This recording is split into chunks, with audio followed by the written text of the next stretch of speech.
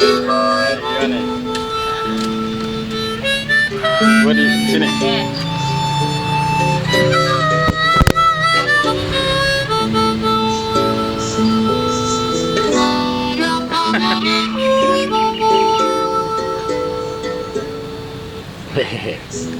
Ini bang.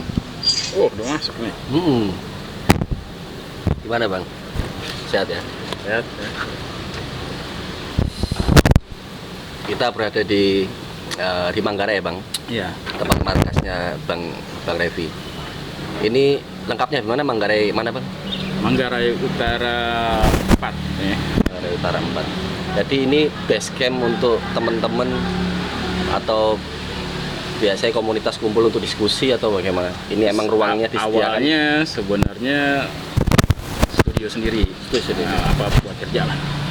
Cuman lama-kelamaan teman-teman pada datang karena kagak ada tempat ya. Dan posisinya juga sebenarnya kecil ya. Iya. Cuman ya udahlah. Nah, entah permintaan teman-teman ya kita bikinin aja ruang kalau memang kagak ada ruangan. Oh. Kadang kan mereka cari-cari dulu di tempat yang lebih baik ya. Kalau memang udah mentok ya kesini aja kan. Iya. Tapi sini cukup nyaman teman-teman.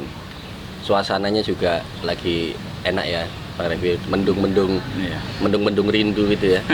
Terus apa tipis-tipis gitu, apa gerimis tipis-tipis tapi nggak apa-apa lah. Gitu. Gimana Bang Revi ini kan dulu itu atau sampai sekarang sih Bang masih aktif di komunitas bau tanah. Kan setauku dulu komunitas bau tanah itu dia markasnya di stasiun Cikini ya. Iya. Stasiun Cikini tapi karena perubahan akhirnya lama-lama sudah tidak aktif di situ lagi. Lantas Galeri Bawah Tanah sekarang berkegiatan di mana selain di ruang publik khususnya? Kalau galeri publik sebenarnya vakum ya. Vakumnya cukup lama. Terus apa? Akan kita punya belajar mengajar itu yang sekolah jurnalistik, basic itu juga ikut vakum karena kondisi tempat, ya kan. Itu Dan vakum udah berapa lama Bang kira-kira Bang? lumayan nih, bisa jadi 4 tahunan nih kayaknya deh. Oh 4 tahun. iya. Karena sebelum itu tetap jalan anak-anak itu walaupun tempatnya diperbaiki kan, kita masih main di trotoar. Udah Berarti secara bentuk, secara ini ya, secara kegiatan ya. vakum, tapi secara ini ya, secara komunikasi masih lanjut sampai sekarang lanjut. ya. Kadang masih bikin diskusi-diskusi, seminar-seminar kecil gitu ya. Masih. Terakhir waktu itu Bang Revi bikin seminar kecil di sini tentang apa kuliner ya, art kuliner. Yeah. Terus bahas tentang tentang kejiwaan apa itu waktu itu? Kejiwaan, ruang publik, ya teman-teman aja tuh yang karena kan kondisinya waktu itu bagian dari apa sih dari teman-teman ada yang mural terus pada ditangkap ya, terus kita bikin kegiatan itu. Awalnya kan dulu aku tahunya itu Galeri Bawah Tanah itu kan lebih cenderung ke kegiatan fotografi ya Bang. Iya. Maksudnya cara approve untuk ikut pameran gitu persyaratannya apa sih Bang? Kagak ada persyaratan. Masa sih Bang nggak ada? Kagak ada. Misalnya lihat dulu nih cakep atau enggak gitu nggak ada. Kagak ada. Dulu kan spontan ya. Kita dulu sebelumnya saya bikin beberapa kali pameran sendirian. Ya. Terus yang kedua teman-teman yang pada datang. Ya. Teman pada datang support, lama-lama kita bikin isu tentang Jakarta.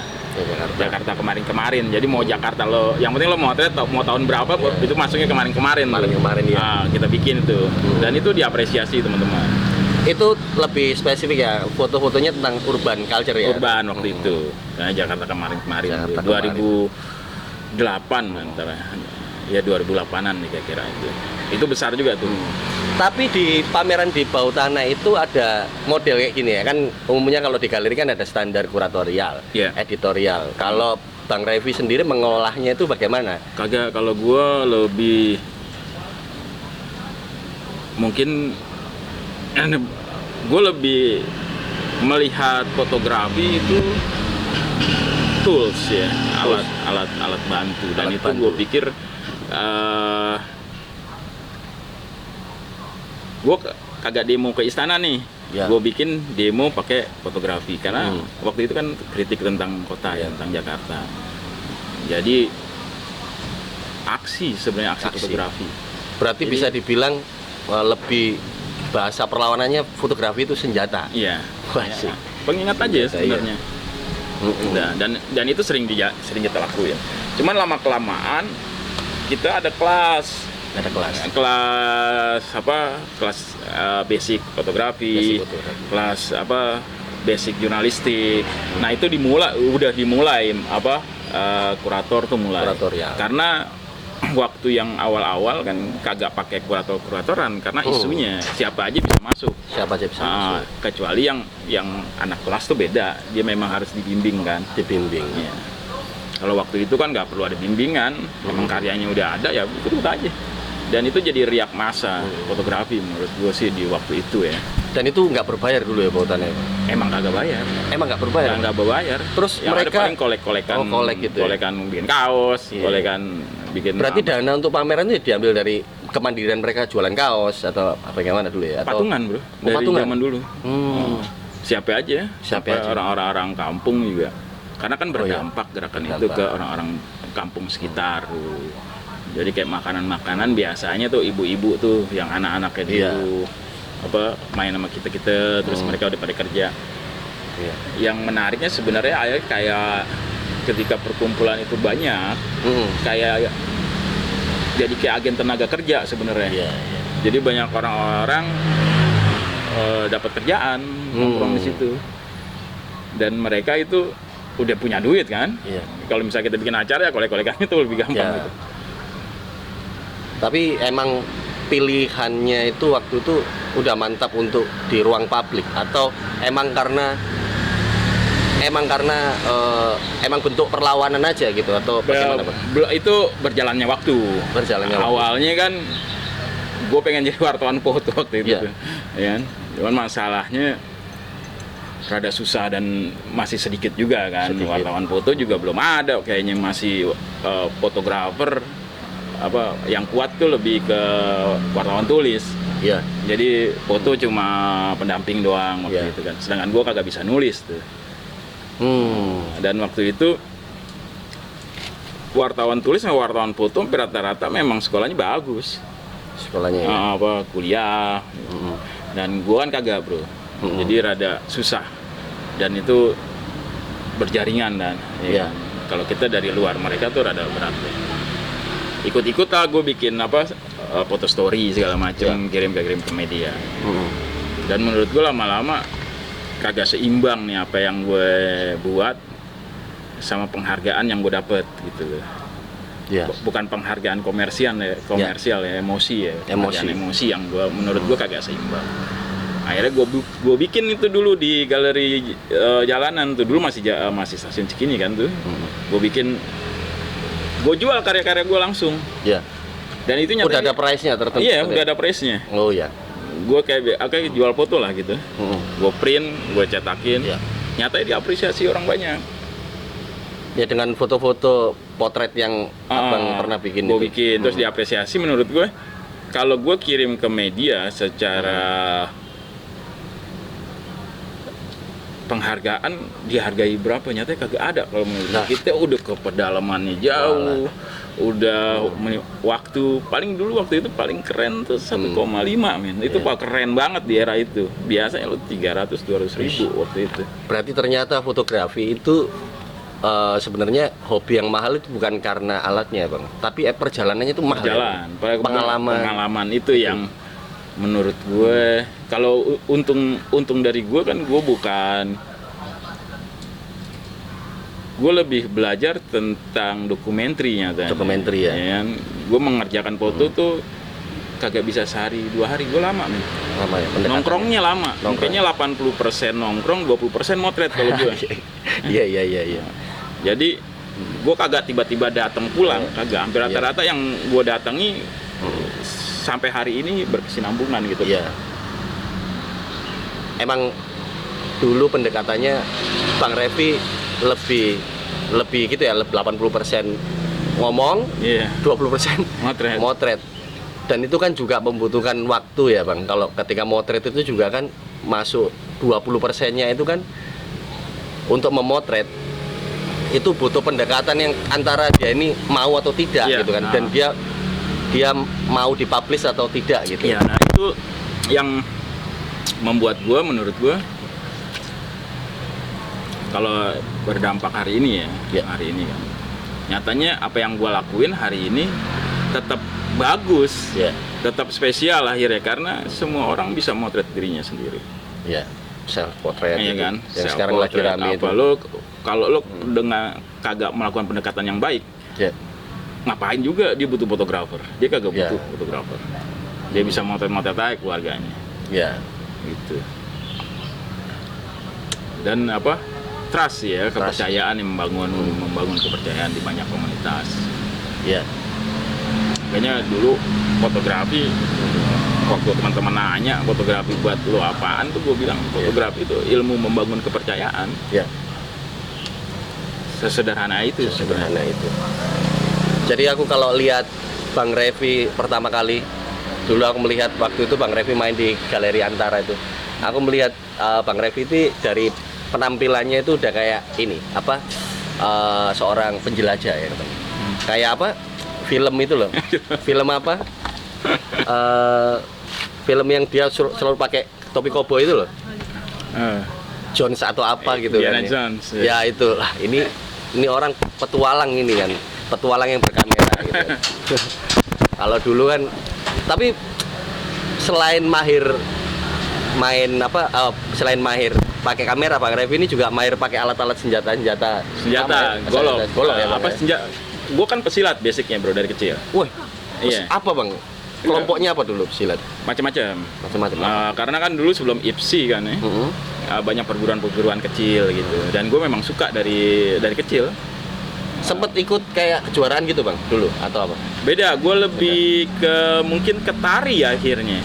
Karena seni bela diri. Ada yang tarung kan, ada yang seni. Nah, gue yang seni. Dan waktu itu tahun 80-an tuh masih kawinan, sunatan tuh masih yang diundang tuh pesilat atau jaipongan gitu. Nah, pantun dulu baru silat gitu biasanya. Gue tuh sering dulu waktu itu. Gue artis cilik lah gitu. Artis cilik. Nah, Bang Revi ini kan punya gerai di daerah Jembatan Hitam. Namanya tuh Gudang Jimat gitu. Nah, apa Bang waktu itu inspirasi apa kok bisa namain Gudang Jimat itu, bagaimana ceritanya? Inspirasinya sederhana ya, gue kan suka macam-macam, banyak aksesoris.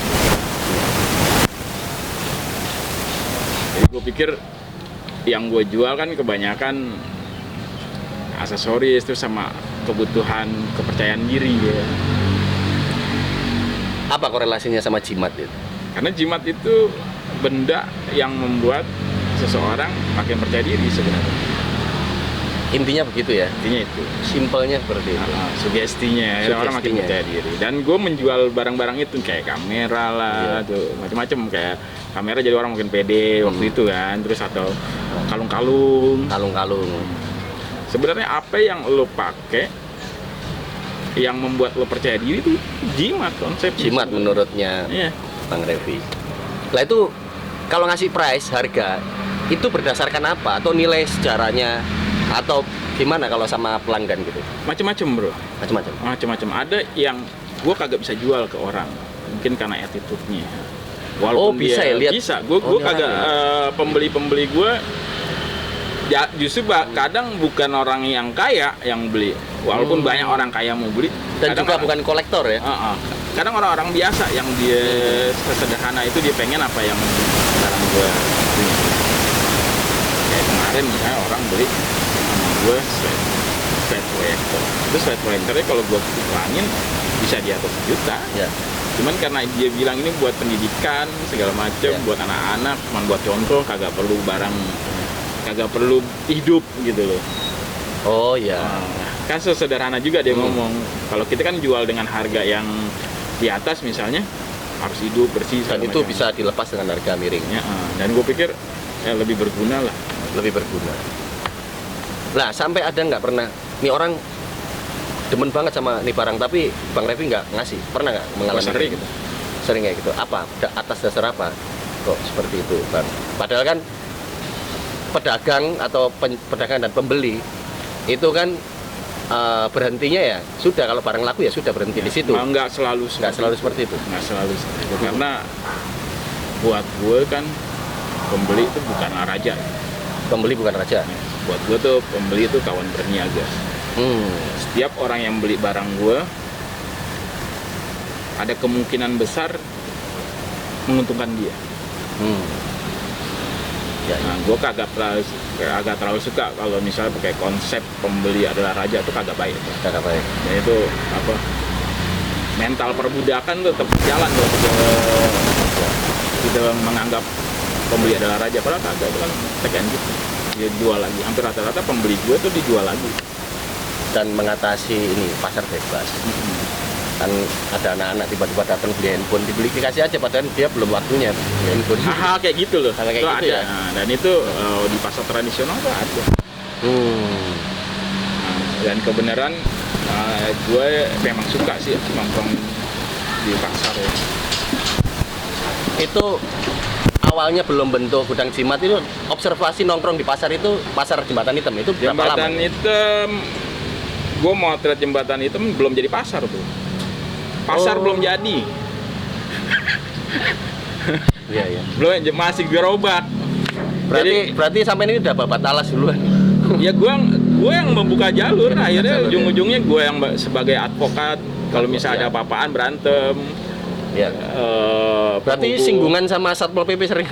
Ya sering lah. Iya, iya, iya. Cuman kan namanya kita, nah itu yang kadang yang kita perluin. Misalnya banyak orang yang berbicara tentang pasar, bikin proyek tentang pasar, tapi sayang dia kagak ada di pasar itu. Kagak ada di pasar itu ya. Ada.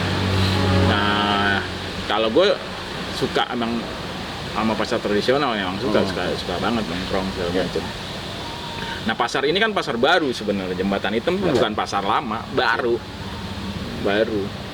Dia 98 waktu pasar-pasar tradisional digusur-gusur tuh, dibakar segala macam, adalah. Pasar tuh tumbuh dari gerobak-gerobak pemulung. Ya. Pelan-pelan lama-lama tumbuh, digusur, tumbuh. Dan itu menurut gua menarik. Memang pasar itu tumbuh, pasar tradisional selalu tumbuh secara alami. Akhirnya jadi pasar. Pertemuan beberapa orang. Gue mau motret itu karena dulu identiknya kan pasar di daerah situ identiknya perjudian, pelacuran, ya, dan preman. Identiknya premannya tuh memang kencang. Memang kalau dulu hampir rata-rata preman. Lah aku sempat mengutip statementnya Bang Revi, menarik kan? Presiden yang cerdas itu atau pemimpin yang cerdas itu tidak menggusur pasar-pasar tradisional ya. Itu gimana? Itu karena keresahan apa waktu itu Bang kok? Gue kan tinggal di dua negara nih. Ya. Di mana negara kita bisa dibilang belum semaju negara yang gue tinggal nih, misalnya gitu ya. Mungkin kalau sekarang secara informasi selevel. Ya. Mungkin secara hak belum ya. Pasar tradisional, gue tinggal di Australia. Di Australia itu pasar tradisional tuh ada Sabtu Minggu tuh biasanya. Pasar yang dimana lu bisa jual beli. Lu datang lu jual lu beli, bukan lu datang ke suatu tempat lu beli doang. Jual beli berarti dia punya barang, dia bisa jual. Kalau di Jembatan itu kan pasar tradisional tuh, jual berarti beli. Ada tuker tambah tuh. Ada tukeran, ada dia jual. Ya, ada barter juga. Dan itu di Australia menurut gua akhirnya pasar itu dibutuhkan untuk sosial. hari sosial menurut gue. Karena setiap hari mereka kerja aja Kerja. Nah di pasar itu gue melihat ceritanya jangan sampai Indonesia kita butuh 1 minggu untuk urusan sosial. Ya. Yang dijaga itu kan ya. Ya. Nah itu sebenarnya tentunya kritikan buat rezim juga ya Bang ya. Iya. Itu berlaku sampai sekarang atau enggak kira-kira? Berlaku lah sampai sekarang. Berlaku, Kita ya? kan digusur mulu, kita digusur di eranya dia. Iya, iya. Dia ya. Cuman Iya. pasar itu lo gusur pun kalau pasar itu tumbuh secara alamiah, dia tetap berkembang. Ya.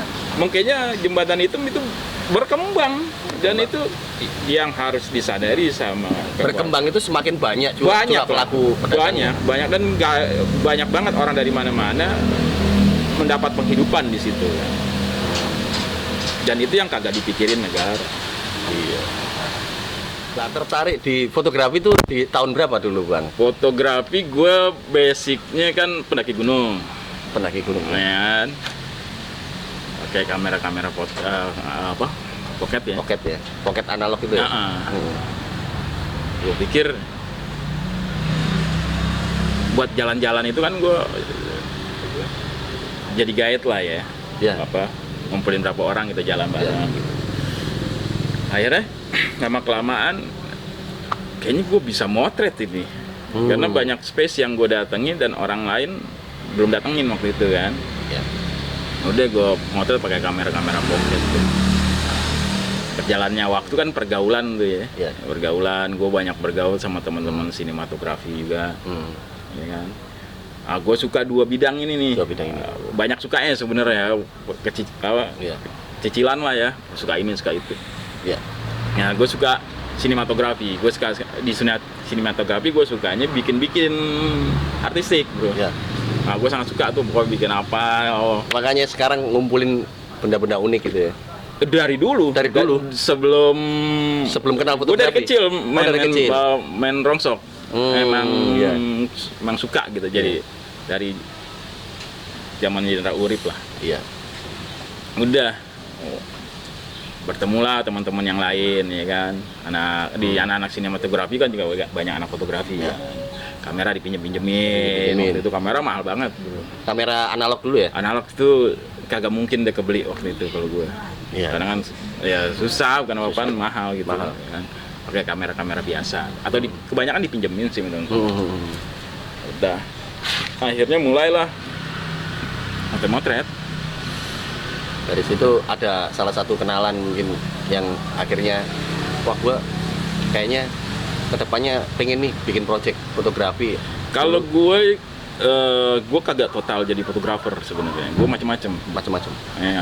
Gue bikin gue suka outdoor ya. Outdoor ya. Jadi gue bikin tas, bikin tenda. Jadi ada kerjaan-kerjaan lain selain fotografi.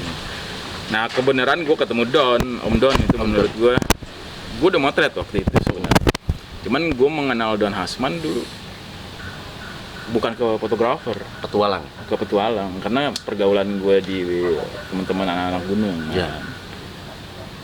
Udah nambah energi ya. Ya ikut-ikutan kemana, jalan-jalan. Nah itu berdampak dan menurut gue keren banget ini orang waktu itu ya kan. Ya udah berjalan terus. Lah kan aku lihat beberapa karyanya Bang Revi ini kan lebih condong atau lebih mengangkat tentang etno terus etno ya. Kalau sekarang orang ngomongnya etno ya. Iya etno ya. Kalau dulu antropolog gitu ya. Iya. Sekarang etno. Nah itu sampai memutuskan Bang Revi dengan style etno banget gitu, ya kan? Dari segi pakaian atau penampilan etno banget gitu. Aku melihat wah ini orang pendekatannya itu nggak main-main gitu. Dia menurutku Bang Revi ini tidak hanya merekam ini juga, merekam fotografi juga di poin-poin etnologi, tapi juga merekam gambar-gambar etno itu di tubuhnya Bang Revi ini juga kan. Kebanyakan ini etno ini Bang ya. Iya, semua ini ya. Yang arus balik dulu. Arus balik ya. Karena gue pikir gini, fotografi kan ilmu mengambil ya. Iya. Gue kagak terlalu suka tuh dengan bahasa ilmu mengambil. Mengambil. Emang mengambil macam mengambil. Gue kagak mau itu. Gue maunya tektokan. Simbiosis ya. Gue maunya tuh bener-beneran dua-duanya saling menguntungkan. Sinergi. Ya, bersinergi. Gue tipikal mungkinnya waktu gua dulu bikin harus balik tata tradisi dan dokumenter itu, orang pada belum paham itu pendekatan. Kalau pendekatan gua sama fotografi doang, gua mau ngomongin orang, misalnya ngomongin tato, gua mau motretin tukang tato atau motretin hasil tato. Menurut gua mengambil doang gua akhirnya. Mengambil ya. Kayaknya gue pikir gue ngejar di sana kan, kebenaran gue ditato mereka. Apa karena ada rasa kurang total nih kalau ngambil? Memang kurang. Gue memang mungkin total ya kalau bergaul. Sebenarnya pergaulan akhirnya kita diterima sama masyarakat dan dihadiahi tato di sana, diupacarain segala macem. Sampai diupacarain gitu? Upacara bro kalau gue. Oh. Mungkin anak-anak aslinya kagak diupacarain kayaknya. Kalau gue ada upacaranya. Dan waktu itu memang waktu gue ditato di Mentawai, kagak ada orang-orang muda mau ditato. Iya. Kagak ada. Dan orang yang nato gue tuh 30 tahun mungkin dia kagak nato orang. Itu gimana antara ini bagus atau enggak gitu? Itu antara ya gue total aja karena tujuan gue kan waktu itu bukan persoalan bagus atau tidak. Bukan persoalan bagus. Gue pengennya pertama, gue melihat memang awalnya ada orang yang ditato di sana. Bener gak sih masih ada? Apalagi di usia muda gitu. Nyatanya memang udah kagak ada. Di usia 40 dah mereka masih ada karena dan beruntungnya kalau orang Mentawai kan ada si Kire itu. Jadi dia kagak musnah. Dia tetap kebudayaan tato itu masih ada, terserah dia mau kayak gimana, tetap karena selagi ada orang mau jadi sikire, kegiatan itu tetap ada, cuman kagak banyak. Berarti dia tuh salah satu kelompok pelestari yang cuman segelintir orang gitu aja. Ya sedikit orang kalau waktu itu yang di Mentawai, menurut gua keren sih memang selagi masih ada, karena sikire kan dukun, dokter segala macam lah, yang masih ada orang butuh kan, masih ada butuh. Lah, sebenarnya kan istilah-istilah dalam menurut pandangan Bang Revi ya, istilah-istilah kebudayaan itu kan mulai terkikis sekarang, Bang Revi gitu kan. Kalau menurut Bang Revi itu, contoh misalnya kayak dulu orang penyembuh itu memakai istilah dukun, gitu kan. Sekarang itu karena berkembangnya literasi, orang merasa dapat segala informasi itu yang lebih modern, katakan mereka orang-orang modern itu jadi dokter gitu kan. Nah, kalau dari segi budaya, Bang Revi mengamati istilah dukun sekarang itu lebih mengarah kemana, Bang? Terkadang kan orang melihat wah dukun santet katakanlah kayak gitu ya. Karena kita kagak bisa nyalahin masyarakat ya kan. Karena image-nya dukun itu kan image-nya dukun tuh lebih banyak ke image negatif dibanding ke positif. Padahal basicnya penyembuh itu positif, bro. Basicnya. Cuma kan dipakai akhirnya buat yang kagak benar. Cuman orang kita kan lebih suka yang dengernya yang jeleknya aja tuh. Kan lebih suka bad news, jadi kalau di media itu bad news is good news. Ya makanya itu kalau di gue bilang dukun dia penyembuh, karena harus diinformasikan juga. Nah, kalau yang diinformasikan dukun cuman ngirimin bikin orang jadi sakit, nah itu kan agak benar. Ya kalau sekarang istilahnya dokter malpraktek gitu. Di mana di komunitas asli, dia kan orang-orang istimewa ya, secara istimewa lah, intelek segala macem. Masalahnya sudut pandang aja. Karena kalau sudut pandangnya kita semua mau kayak kita kan susah ya. Sudut pandang modern gitu, orang-orang modern ya. Sudut pandangnya orang-orang modern kan lebih ke orang bisa baca tulis itu berpendidikan gitu loh. Padahal kalau kita di komunitas-komunitas masyarakat adat yang berpendidikan kadang anak-anak yang bisa naik pohon, Oh gitu bang, malah bang. bisa berburu, Bisa berburu. karena baca tulis lu kalau di hutan rimba kegunaannya apaan nih? Berarti ke insting ya, lebih ke insting ya mereka. Hah? Pendidikan itu diarahkan ke insting ya. Bukan ke insting, Bukan, itu apa? ke keseharian orang Keseharian. tuanya, Oh ya. keseharian orang tuanya. Makanya pola pikir itu kadang menurut gua kagak pas juga kalau dibohongin terus, kalau diisukan terus tentang pendidikan baca tulis gitu, karena Ya. itu cara pandang misionaris kalau lo Missionarity ya. ngomong melihat kecerdasan anak dari baca tulis gitu. Ya. Padahal kagak Ya. kebutuhan. Jadi seolah-olah akhirnya bang, dampaknya itu akhirnya mereka lupa akan tradisi mereka ya. Maksudnya tradisi mereka berburu, tradisi ini karena tersibukkan oleh banyak literasi yang baru. Iya. Harusnya balance ya orang-orang itu kalau mau mengedukasi ya. Tapi sebenarnya mereka orang-orang pedalaman itu yang dibutuhkan itu apa sih? Kalau ada orang luar itu apa sih sebenarnya yang dibutuhkan? Kok banyak orang sehingga Yang pertama informasi. informasi. Kalau dulu kan belum ada apa yang kayak hari ini ya kan. Ya. Informasi itu sangat sedikit.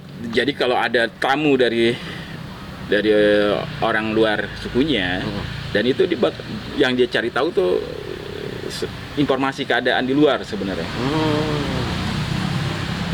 Apaan keadaan di luar, misalnya di Jakarta kayak gimana gini. Padahal mereka itu tidak menutup diri dari segala informasi yang masuk ya sebenarnya. Oh, kagak. Sangat terbuka ya? Sangat terbuka. Kalau masyarakat adat itu secara informasi kebuka ya. Cuman yang dia sangat jaga itu masalah prinsip.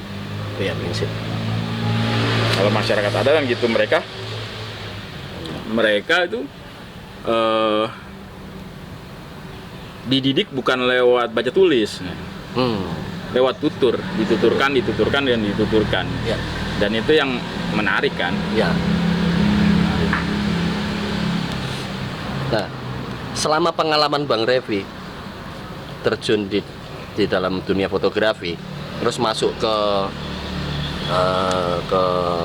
satu wilayah yang punya tatanan adat yang cukup kental gitu, itu bagaimana pendekatannya Bang? Atau Gini. pernah mengalami yang sampai terburuknya dilihat aja udah wah kayaknya apa gua ada penolakan atau apa, malah Pernah sekali, beberapa kali sih ya. Gue pernah sekali di Lamalera. Menurut gue Lamalera tuh mungkin gue fotografer kesekian yang datang ke sana kan. Terlalu banyak fotografer yang datang ke Lamalera. Kan? Ada penolakan menurut gue agak pernah menyalahkan itu di masyarakat. Ada penolakan hak itu menurut gue. ya, Ketika fotografer mau datang dan merekam merekam terus dia mengutarakan tujuannya mau ngapain nih saya gitu. Ya gue bilang gitu. Mereka langsung mematahkan informasi yang gue mau. Misalnya dia langsung kalau mau begini sekian ada price-nya. ada price. Cuman memang kagak salah, memang dia harus melakukan itu karena hak itu sebenarnya. Hak dan filtering juga ya. Hak, dan dia itu defense. Defend, Ah, benar menurut defend gue. ya. Nah, oke, gue tetap tinggal. Oke, gak jadi masalah. Gue kagak mampu nih mengikuti keinginan mereka gitu ya. Keinginan gue tapi keinginan mereka juga kagak ketemu nih. Ya. Udah. Cuma lama kelamaan berapa hari dia mulai tanya nih, ini anak ngapain sih berapa hari terus gue kagak punya guide nih. Kayak banyak fotografer dia ada tim. Dan gue kan kagak suka, karena gue basic gue gayet, gue kagak suka digayetin. Oh gitu. Gue udah jalan-jalan aja, udah. Masa gaet jalan sama gaet Nah. gitu kan. Kebenaran lama-lama dia nanya, kamu itu datangnya dari mana? Gue bilang gue dari belakang pegunungan itu. Mereka kagak ada yang percaya.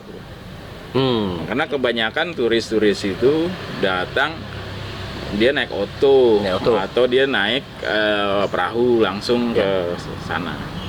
Dia kagak percaya ada orang ngelewatin beberapa gunung lewat jalan kaki. Masih kagak dipercaya gue, bener-bener kayak dibilang wah ini sih orang bohong. Udah lama kelamaan dia. Tapi benar juga yang dia disebutin, ada apa pohon-pohon apa, ada pohon-pohon bambu, hutan bambu, ada lontar segala macam, itu gue lewatin. Dan menurut dia ada benarnya juga nih orang, karena itu kan tanah ulayat, jalur masyarakat adat. Nah jalur itu udah ditutup. Nah gue lewati karena gue dari pegunungan datangnya. Berarti intinya warga sana seberapa kenal lo sama lingkungan kita gitu ya, sebelum lo deket sama masyarakat gitu. Terus akhirnya mereka bingung kan, kagak percaya juga. Gue bilang ya saya dari pegunungan Atakore. Baru dia bingung, pegunungan Atakore, iya. Pas kita cerita, kamu lewati jalur ikan. Iya itu jalur ikan, itu jalur masyarakat adat. Orang pegunungan sama orang pantai itu tuker makanan. Ya, tuker makanan. Iya kan dulu. Barter. Nah itu setelah banyak ada oto, jadi orang kagak lewatin jalur itu. Nah itu gue lewatin jalur itu. Mereka shock, nyata itu mah jalur itu bisa dilewatin orang-orang biasa. Karena itu kan jalur masyarakat kalau mereka doang. Cuma kebenaran gue punya saudara angkat di sana. Dan bokap angkat gue tokoh di sana. Di sana nyatanya. Dan gue ketemuan lah sama mereka, hitungannya silaturahmi Natalan kan itu. Nah, baru ketika mereka tahu, dia tanya-tanya dari rumahnya siapa, gue bilangin nih bokap angkat gue. Udah kenal semua pasti orang sana kan? Orang sana kenal semua. Kenalnya tuh kenal shock mereka, nyatanya dia. Ya udah. Ya karena kenal baik juga kan? Kenal baik. Gue kagak tahu tuh, besokannya gue pagi-pagi lagi motret, gue dipanggil, "Ama, sini, kenapa? Udah naik aja." Oh, gue kagak punya duit nih kalau naik perahu itu kan bayarnya lumayan tuh. Iya. Kan? Udah. Dulu berapa kira-kira kalau naik perahu itu dulu berapa? Jutaan, bro. Wah, sejutaan. Tahun berapa itu Bang? Gue itu 2012 ya kalau kagak salah ya, kalau yang Lama Lera. Itu kapal ini kan perahu-perahu kayu gitu kan mereka? Iya, perahu pemburu. Perahu pemburu ya. Karena dia ada aturan-aturan, diceritain tuh aturan itu kalau lo dapat paus, itu beda-beda lagi, men. Nah, kebanyakan banyak fotografer kan mereka sewa satu perahu, udah sewa satu perahu dia ngikut rame-rame, bukan di perahu pemburu. Nah, kalau gue ngikut nyentok air, gue posisi gue tuh sama ya mereka, jadi kru gue jatuhnya. Dan itu yang menarik. Yang menariknya lagi memang hal-hal yang di luar logika khususnya. Kayaknya gue menghormati banget deh ketika paus buruan itu hilang di laut. Dan itu menarik gitu. Itu ada tingkat kespiritualan juga, tingkat kerja bareng. Gimana orang-orang berdoa buat paus itu nongol lagi. Nah, semenjak itu akhirnya gue dipanggil Wiro dulu di sana tuh. Wiro Sableng gitu. Bukan. Si pemanggil ikan. Oh, si pemanggil ikan Wiro Sableng, Pak. Mungkin ke Wiro Sableng ya. Iya. Wiro, pemanggil ikan namanya Wiro. Enggak, jadi mereka maksudnya manggilnya Wiro. Mungkin Wiro Sableng karena begitu ya kan. Cuman gue disebutnya si pemanggil ikan. Si pemanggil ikan. Karena waktu kita berburu itu sebelum gue datang kagak dapat buruan ya. Paus ya khususnya. Kagak dapat buruan. Cuman pas gue ngikut itu paus kayak ternak banyak banget, kayak babi kayak kerbau. Beneran banyak puluhan. Dan itu semua perahu yang ke laut itu dapat nih. Mungkin gue dibilang akhirnya malah dikasih satu kepala, bro. Iya. Nah itu penghormatan yang menurut gue ada satu yang penolakan, tapi akhirnya ada penerimaan. Sebenarnya peluang juga buat proses. Sebenarnya peluang juga buat Bang Revi kan. Aquaman kan butuh talent gitu kan, pengganti. Nah, ini bisa nih Aquaman gitu kan. Dia bisa manggilin paus. Makanya kalau gue kan, karena kita kan dapat cerita-cerita di pegunungan sebelumnya kan, cerita hal biasa lah. Misalnya kita mau melaut, kita mau kita di sana kan gue diajarin karena kan ada orang tua angkat gue kan. Iya. Kita mau minum, itu kita panggil semua leluhur untuk ikutan. Ya. Dan itu terbukti, men. Gue doa gue terbukti paling cepet waktu gue di laut dalam itu gue lihat paus hilang bisa nongol lagi, men. Iya. Bukan berburunya malah yang menarik. Dia kan ada waktu tertentu dia atau apa waktu malam atau waktu ini sore? sedikit sebenarnya yang kagak perlu diomongin. Oh iya. Kayak gini apa? Masyarakat adat itu cerdas. Peka, cerdas. Ya. Jadi ada ritual yang kita aja yang ada, lu ngapain ada orang asing? Ya. Cuman ada juga ritual ya biarin aja orang asing gitu nonton. Nah, dibikinlah itu kayak festival. Nah, gitu ya. Dia punya ritual tersendiri yang sebisa mungkin kita kagak perlu ada juga. Ya. Dan itu gue sering dapat, khususnya dulu waktu di Dayak. Di Dayak itu gue 2 minggu. Terus teman-teman gue pulang, gue tetap tinggal sendirian. Nah, gue baru dapat banyak informasi ketika gue sendiri. Mereka pulang. Ya, istilah festival itu kan istilah, kalau aku dengarnya aku proyek banget gitu kan. Iya kan ya, menurut gue mengikuti itu karena di era gue tuh kayaknya festival. Nah, karena dulu kan kita buat. Tapi mereka peka nggak dengan keadaan itu, misalnya festival? Oh, tahu ya. Tahu itu ada dampak baik dan dapat dampak buruk, dia tahu, paham. Jadi gini, dulu tuh sebelum Gus Dur jadi presiden, motret masyarakat adat itu susah, men, apalagi ritual. Nah, Gus Dur itu yang akhirnya ngebuka jalan. Nah, itu penghormatan lah menurut gue, Gus Dur itu salah satu. Akhirnya banyak lah kayak apa, acara-acara kayak di Dieng itu Dieng. Dulu susah dapetinnya. Terus cuman dampak dari dibukanya kebebasan apa melakukan ritual tradisi, digiringnya juga sama pariwisata. Ya. Pariwisata, terus bikinlah mereka banyak apa ya seremoni itu ya. Dan dampaknya menurut gue cikal bakalnya masyarakat fotografi juga, orang-orang foto ya khususnya. Akhirnya banyak pengembangan di tradisi itu untuk kepentingan wisata biasanya. Iya. Bukan pengembangan aja, improvisasi ritual juga ya? Banyak. Wah. Iya improvisasi. Makanya kalau kita kagak pernah ngelihat ritual aslinya, tiba-tiba ada orang melakukan ritual itu, kita percaya aja kalau lo dia lihat itu improv dia. Bang Rev ini ya terjun di adat, maksudnya terjun di segala kegiatan kebudayaan atau apa. Terus dengan kembali ke Jakarta harus menyesuaikan dengan hukum negara gitu kan. Gimana korelasinya supaya ini bisa balance dan supaya dinamis gitu antara hukum adat dan hukum negara gitu kan. Kalau masalahnya gini, kalau di kita kan juga apalagi hari ini kan. Hari ini tuh kita di dunia terang. Di dunia informasi kita sederajat sama dunia. Sederajat, kita mau informasi ada apaan di Ukraina hari ini, kita dapat informasi itu. Cuma kita punya keganjelan berekspresi. Kita kagak berani mengungkapkan kebenaran, kita kagak berani mengungkapkan kritik hari ini. Dan itu makin susah menurut gue sih. Dan itu butuh banyak waktu buat generasi yang akan datang itu menjadi kritis. Karena udah disebari